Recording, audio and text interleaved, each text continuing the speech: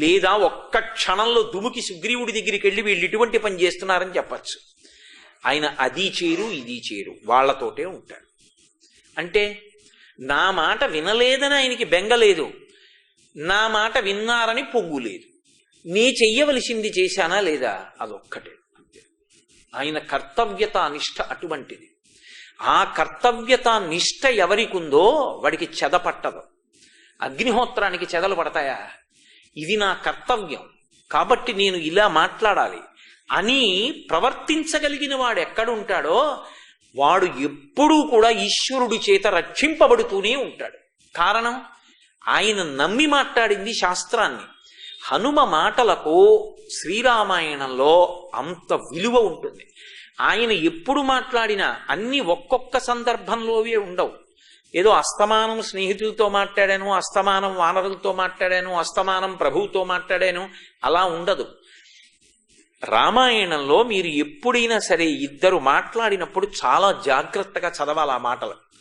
ఒకటి రాముడు ఎవరు చెప్పినా వింటాడు. అందరూ చెప్పినవి విని చిట్ట చివర తాను చెప్తాడు. చెప్పేటప్పుడు ఎప్పుడూ కూడా రాముడు ఇది నా అభిప్రాయం కాబట్టి ఇలా చేద్దామని చెప్పడు. రాముడు ఎప్పుడూ తీర్పు దేన్ని బట్టి చెప్తాడంటే శాస్త్రం ఇలా చెప్పింది, పెద్దలు ఇలా చెప్పారు, అందుకు ఇలా చెయ్యాలంటాడు తప్ప నా బుద్ధికి తోచింది కాబట్టి నేను ఇలా చేద్దామంటున్నానని ఎన్నడూ చెప్పడు. తస్మాత్ శాస్త్రం ప్రమాణం తే కార్యాకార్యం వ్యవస్థితౌ. శాస్త్రము ప్రమాణం నువ్వేం చెయ్యాలన్నా శాస్త్రం ఇలా చెప్పింది కాబట్టి ఇలా చేద్దాం, పెద్దలు ఇలా చెప్పారు కాబట్టి ఇలా చేద్దాం అంతే. అంతేకాని నేను ఇలా అనుకుంటున్నాను అందుకని మీరందరు ఇలా చెయ్యండి, రాముడు ఎన్నడూ ఆ మాట అంటాడు. మీరు కావాలంటే రామాయణం అంతా దివిటీలు పెట్టి వెతకండి, రాముడు మాట్లాడితే అది శాస్త్రం అవుతుంది. అందుకే రాముడు ఎక్కడ ఏ పని చేయనివ్వండి అది ధర్మం. ఎందుకని అంటే ఆయన వేదాన్ని పాటిస్తాడు. అందుకే రామాయణము వేదోపబ్రహ్మణమైంది. మళ్ళీ అలా మాట్లాడగలిగినటువంటి ప్రజ్ఞాశాలి స్వామి హనుమ. అసలు ఆయన ఏ సందర్భంలో ఏ మాట మాట్లాడతారో ఆ మాట బట్టి నిరుత్సాహంలో ఉన్న వాళ్ళకి కూడా ఉత్సాహం పుట్టుకొచ్చేస్తుందంతే. అలా మాట్లాడగలరు ఆయన. నేను మీకు కొన్ని సందర్భాలు ప్రస్తావించి చూపిస్తాను శ్రీరామాయణంలోంచి. కర్తవ్యత నిష్ఠతో మాట్లాడిన ఒక సందర్భాన్ని మీకు మనవి చేశాను. దక్షిణ దిక్కుకి వెళ్ళి లంకాపట్టణంలో సీతమ్మ జాడ కనిపెట్టడం కోసం బయలుదేరినటువంటి వానరుల యొక్క సమూహంలో కొన్ని లక్షల మంది ఉత్తర తీరంలో ఉండిపోయారు. ఎందుకని?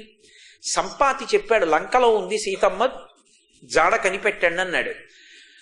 ఎగురుకుంటూ సంతోషపడిపోతూ వెళ్ళిపోయారు సముద్రపు ఒడ్డు వరకు. అత్యుత్సాహం ఉన్న వాళ్ళ జీవితాలు అలా ఉంటాయి.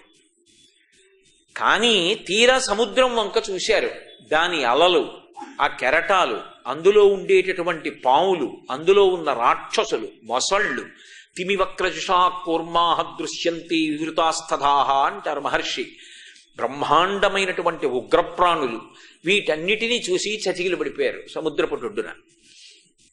కానీ అందరూ చతికిల పడిపోయిన తరువాత జాంబవంతుడు గుర్తు చేస్తే తన శక్తి తనకి జ్ఞాపకం వచ్చినటువంటి హనుమ తాను ఒక్కరూ లంకకి వెళ్ళిపోవడం కాదు, వెళ్ళిపోయేటప్పుడు తాను తిరిగి వచ్చే వరకు వీళ్ళందరి బుర్రలో మళ్ళీ ఇంకో ఆలోచన రాకుండా అంత సంతోషంతో వీళ్ళు నమ్మకంతో ఎదురు చూడాలి. అందుకే ఎంత వాళ్ళకి నమ్మకం కలిగేటట్టు మాట్లాడతారంటే, నేను ఇదిగో ఈ మహేంద్ర పర్వతం మించి బయలుదేరుతున్నాను, కాంచన లంకని చేరుకుంటాను. ఆ లంకని చేరుకుంటానన్న మాట ఏదో సాధారణంగా చెప్పిన మాటలా ఉండదు, అది ఆయన భక్తికి పరాకాష్ఠగా ఉంటుంది. వినేటటువంటి వాడికి విశ్వాసం కల్పిస్తుంది, మనం బ్రతకచ్చు, హనుమ సాధిస్తారు కార్యాన్నని. యథా రాఘవ నిర్ముక్త శరశ్వసన విక్రమ గచ్చేతత్తద్గమిష్యామి లంకాం రావణపాలితాం నహి ద్రక్ష్యామి ఇది లంకాయాం జనకాత్మజాం అనేనైవివేగేదగమిష్యామి సురాలయం బద్ధ్వా రాక్షసరాజేన మానయిష్యామి రావణం సర్వదా కృతకార్యోహామేష్వామి సహసీతయా అంటారు. అబ్బా, అసలు ఆ శ్లోకంలో హనుమ యొక్క పౌరుషం, ధృతి, పట్టుదల, కార్యాన్ని నేను సాధించగలను, ఇది ఆవిష్కృతమవుతూ ఉంటుంది ఆయనలో. అందుకే ఆయన అన్నారు, ఇంత గొప్పవాడివి అని జాంబవంతుడు పొగిడాడు. ఇది నా గొప్పతనం, నేను దాటుతున్నాను సముద్రాన్ని అని ఆయన అనరు. ఆయన సముద్రాన్ని దాటే ముందంటారు, రామచంద్రమూర్తి తన బంగారు కోదండాన్ని చేతితో పట్టుకుని దాని వింటినారిని ఆకర్ణాంతము లాగి టంకారం చేసి అక్షయబాణ తూణీరంలోంచి బాణాన్ని తీసి వింటినారికి తొడిగి విడిచిపెట్టినటువంటి బాణం రాముని యొక్క శక్తి బాణంలోకి ప్రవేశించినప్పుడు లక్ష్యం మీద పడే వరకు ఎలా వెళ్ళిపోతుందో అలా కాంచన లంకకి వెళ్ళిపోతున్నాను. నా శక్తి కాదు, రామబాణం శక్తి రాముడిది. నా శక్తి కాదు, నా శక్తి రాముడి యొక్క అనుగ్రహం, అందుకని వెడుతున్నాను. యథా రాఘవ నిర్ముక్త శరశ్వసన విక్రమ గచ్చై తత్తద్గమిష్యామి లంకాం రావణపాలితాం నహి ద్రక్ష్యామి యది లంకాయాం జనకాత్మజాం అనేనైవ హి వేగేన గమిష్యామి సురాలయం. ఒకవేళ నేను లంకాపట్టణానికి వెళ్ళి వెతికినప్పుడు రావణపాలితి అయినటువంటి లంకాపట్టణంలో నాకు సీతమ్మ తల్లి యొక్క జాడ కనిపెట్టలేకపోతే, దొరకకపోతే అక్కడతో ఆగను. గమిష్యామి సురాలయం, అక్కడి నుంచే స్వర్గలోకానికి వెడతాను. స్వర్గలోకం అంతా వెతికేస్తాను. ఒకవేళ స్వర్గలోకంలో కూడా సీతమ్మ జాడ కనిపెడకపోతే మళ్ళీ వెనక్కొచ్చి ఈ భుజాదండానికి 10 తలల రావణుడు ఒక పురుగు మర్దించేస్తాను, బంధించి తీసుకొచ్చి ప్రస్రవణ పర్వత శిఖరముల మీద కూర్చున్న రామచంద్రమూర్తి పాదాల విందముల యందు సమర్పించి కృతకృత్యుడనవుతాను. మీరు భయపడకండి, బయలుదేరుతున్నానన్నాడు. క్రింద చూస్తున్నటువంటి వానరులందరూ 2 చేతులెత్తి జయ జయధ్వానాలు చేసి నమస్కారం చేస్తూ నిలబడిపోయారు. ఎంత విశ్వాసం పాదుకొలిపారు ఇప్పుడు. అది నాయకత్వం అంటే. ఒక వ్యక్తి బయలుదేరుతున్నాడు అంటే ఆయన మాటల మీద విశ్వాసం అలా నిలబడాలి కింద వాళ్ళకి. వాళ్ళందరూ బ్రతికున్నారు అంటే హనుమ కార్యాన్ని సాధించి తీరుతారు. అలా మాట్లాడతారు మహానుభావుడు. తనని నమ్ముకున్నటువంటి వానర సైన్యంలో విశ్వాసాన్ని పాదుకొలపవలసి వస్తే ఆయన మాట తీరు అలా ఉంటుంది. అదే హనుమ ఆకాశ మార్గంలో వెళ్ళిపోతున్నారు. విశేషమైనటువంటి వేగం. అంత గతిర్వేగశ్చ తేజశ్చ లాఘవంచ మహాకపేహే అంటాడు పంపించేటప్పుడు సుగ్రీవుడు. అంత వేగంతో వెడుతున్నారు. ఆ వెడుతున్నప్పుడు మైనాకుడు అకస్మాత్తుగా సముద్రంలోంచి పైకి లేచాడు. వాల్మీకి మహర్షి అన్నారు రామాయణంలో, దర్శయామాస శృంగాణి సాగరేణ నియోజిత శాతకుంభమయీ శృంగై సకిన్నర మహోరగై అన్నారు. అవి మామూలు శిఖరాలు కావు, బంగారు శిఖరాలు. అది ఎప్పుడు బయటికి వచ్చాయి? అప్పుడే సూర్యోదయం అవుతోంది. హనుమ నీడని బట్టి పొద్దున్న లంఘనం చేశారు. ఆయన ఉదయం వేళ లంఘనం చేస్తుంటే ఈ బంగారు శిఖరాలు సముద్రంలోంచి పైకి తేలి అవతల బాలసూర్యుడి కిరణాలు ఈ బంగారు శిఖరాల మీద పడుతున్నాయి. ఎంత పచ్చటి కాంతి పైకి చిమ్ముతుంది. అంత గొప్పవాడు కదా, ఏ మామూలు ఐశ్వర్యం కాదు. మైనాకుడంటే పర్వతమే బంగారు శిఖరాలతో ఉంటుంది. అంత గొప్పవాడు పైకొచ్చాడు. వచ్చి ఏమడిగాడు? నాయనా హనుమా, నీకు నేను ఉపకారం చెయ్యాలనుకుంటున్నాను. కృతీచ ప్రతికర్తవ్యం ఏష ధర్మ సనాతన సోయం తత్ప్రతికారార్థీ తత్వం సమ్మానమర్హతి అతిథిక్కిల పూజార్హ ప్రకృతోపి విజానత. ఉపకారం చేసిన వాడికి ప్రత్యుపకారం చెయ్యాలి. ఏష ధర్మ సనాతన. ఎంత పెద్ద మాట ఇది! సనాతన ధర్మంలో అంతర్లీనమైన సిద్ధాంతం. ఒకనాడు నీ తండ్రి వాయువు ఉపకారం చేశాడు నాకు. ఇప్పుడు ఆత్మావై పుత్రనామాసి, ఆ తండ్రికి కొడుకువి నువ్వు. నీకు నేను ఉపకారం చెయ్యాలి. రామకార్యం మీద నిరాధారమైన ఆకాశంలో వెడుతున్నావు. నీలాంటి అతిథి నాకెక్కడ దొరుకుతాడు? సామాన్యుడు అతిథిగా వస్తేనే ఈశ్వర స్వరూపం. అతిథి కిల పూజార్హ ప్రకృతోపి విజానత. నీలాంటి పూజనీయుడు అతిథిగా లభిస్తాడా? నిపత్యమవశృంగేషు విశ్రమస్వ యథాసుఖం. ఏది? కాసేపు నా పర్వత శిఖరముల మీద దిగు. ఇది ఆయన ఉద్దేశ్యం.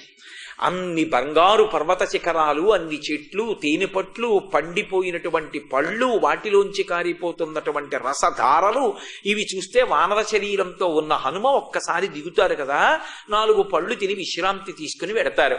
అటువంటి మహానుభావుడికి ఉపకారం చేయడం కన్నా ఏం కావాలి? కానీ హనుమ మధ్యేలవణతో యస్య విఘ్నోయమితి నిశ్చయ.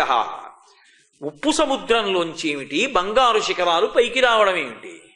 ఇది నా సాధనకి, నేను వెళ్ళవలసిన లక్ష్యానికి, సీతాన్వేషణకి ప్రతిబంధకం. వరసాపాతయామాస జీమూతమివ మారుత. వక్షస్థలంలో కొడితే చూర్ణమై పడిపోయాయి పర్వత శిఖరాలు. ఆయన ఆగలేదు. నువ్వు ఒక లక్ష్యం మీద వెడుతున్నప్పుడు అది ఎంత గొప్పదైనా సరే ఆగడానికి వీల్లేదు. కాబట్టి వక్షస్థలంతో కొట్టి బంగారు శిఖరాల్ని చూర్ణం చేసి ముందుకెళ్ళిపోతున్నారు. మనుష్య రూపాన్ని ధరించాడు మైనాకుడు. లేచి వచ్చి ప్రార్థన చేశాడు. మహానుభావ, నా శిఖరములను చూర్ణం చేశావు, మంచిదే. ఒక్కసారి ఆగు, ఆగి 2 పళ్ళు తీసుకో, తీసుకుని బయలుదేరు.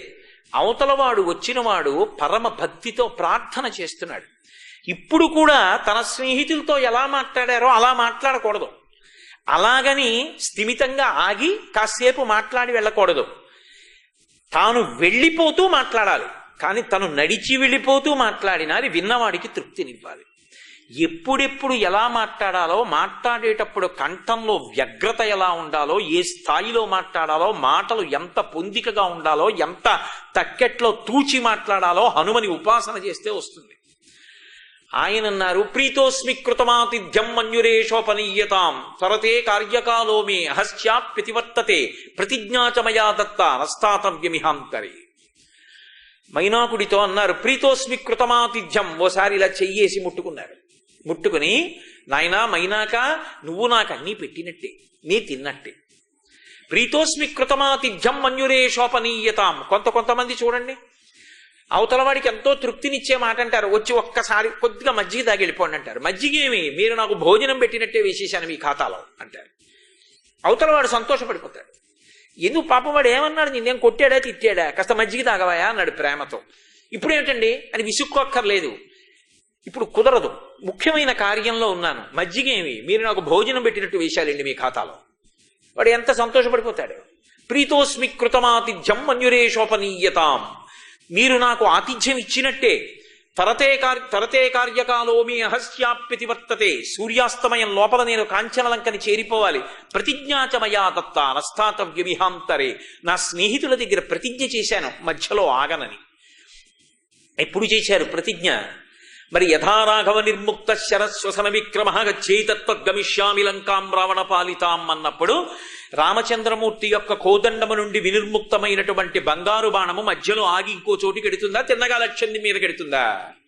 తిన్నగా లంక చేరాలి, అంతేకాని మధ్యలో ఎలా ఆగుతారు? అందుకని నా స్నేహితుల దగ్గర ప్రతిజ్ఞ చేశాను, ఆగకూడదు. నాయనా వస్తాను. ఒక్కసారి ఇలా ముట్టుకుని వెళ్ళిపోయారు.